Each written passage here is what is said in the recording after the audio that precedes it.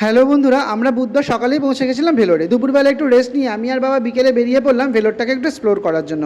প্রথমে পৌঁছে গেলাম ভেলোর বাজারে।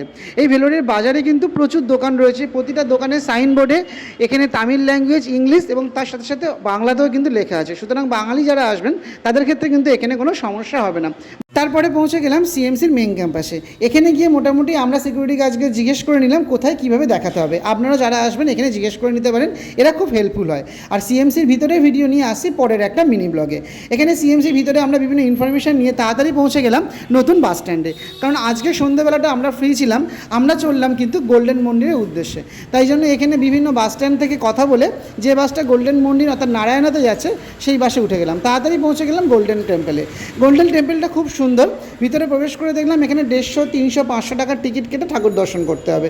সেদিনকে অনেক সন্ধ্যা হয়ে গেছিলো বলে আমরা মন্দির দর্শন করলাম না, বাইরে বসে এই গোসেবা কিন্তু খুব সুন্দরভাবে আমি আর বাবা উপলব্ধি করলাম এবং ভগবানকে ভক্তিভরা প্রণাম জানালাম। আপনাদের জন্য এই গোসেবা হচ্ছে তার কিছুটা ভিডিও রেখে দিলাম, কেমন লাগলো অবশ্যই কিন্তু জানাবেন। আর পরের দিন আমরা যাব সিএমসি রানীপেত ক্যাম্পাস, কারণ ওখানেই কিন্তু আমাদের অ্যাপার্টমেন্ট ছিল।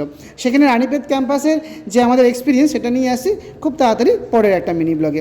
এই ছিল আজকের মিনি ব্লগ। কেমন লাগলো অবশ্যই জানাবেন। আর ভেলোরে যদি অন্য কোনো ইনফরমেশান নেওয়ার থাকে সেটা অবশ্যই আমাকে কমেন্ট করে জানাবেন। Thank you, tata.